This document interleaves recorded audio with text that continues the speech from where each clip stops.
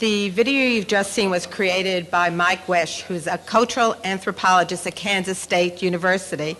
And a result of the videos that he's created, he's become quite a celebrity on YouTube.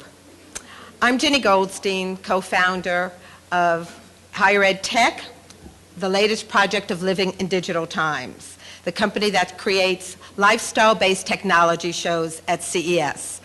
I want to thank you all for being here this morning. I know last night was a rather big party and gambling night around the hotel, so we appreciate your getting here so promptly at 9 o'clock. Here we are at the nexus of technology, innovation, and higher education. And what an exciting place to be. Joining us today are some of the foremost visionaries and pioneers in the interface between higher education, technology, and public policy.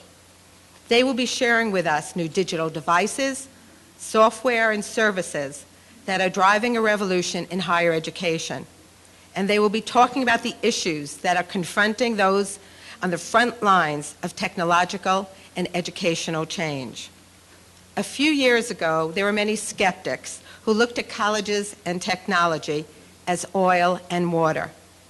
Many of us remember when technological change meant moving from blackboards to whiteboards.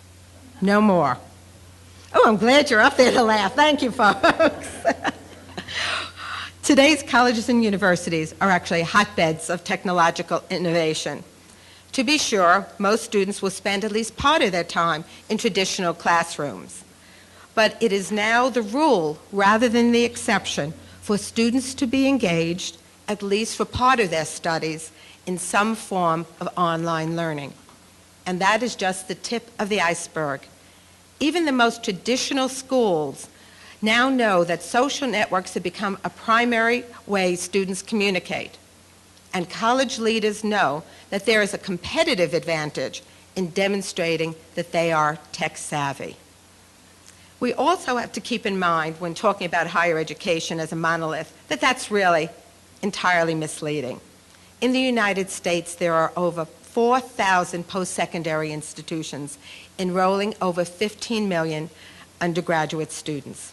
These institutions are public and private, for-profit and not-for-profit, 2-year, 4-year, and graduate, local, national, and global, large, small, and everything in between. Highly selective, open admissions, classroom-based, online and hybrid, with different missions, student profiles, tuition, and course structures. It is also true that in 2010, higher education is under pressure from several directions. Society is demanding that colleges produce more, but there is also growing backlash from parents and politicians over rising tuition. There is greater scrutiny. What are colleges teaching? What are students learning? And is it worth the cost? And there is much more competition, not only among similar institutions, but among sectors, for-profit versus non, online versus on-ground, class hours versus competencies. Advances in technology hold out the promise that higher education can educate more, educate better, educate more cost-effectively, educate more equitably, educate for a high-tech world, and educate for a global economy. You only have to read the pages of the Chronicle of Higher Education and Inside Higher Ed, both represented on our program today, to see the dazzling array of innovations in the use of technology. And these are not isolated examples. Several of our speakers will argue, and I think by the end of the day you will agree, that we are at a true inflection point in higher education, a defining moment. Higher education is an integral part of a high-tech global economy. And you are an important part of the conversation. There will be opportunities to ask questions throughout the day, but we know that there are probably more questions than time. So we have created a question wall. There are Post-it cards scattered around the room that you can use to note down your questions and post them on the wall. We will get you answers to your questions and post it on the Higher Ed Tech Summit website for you to see in the weeks following CES. And I would be remiss if I didn't thank our speakers, moderators, and sponsors for making this day possible.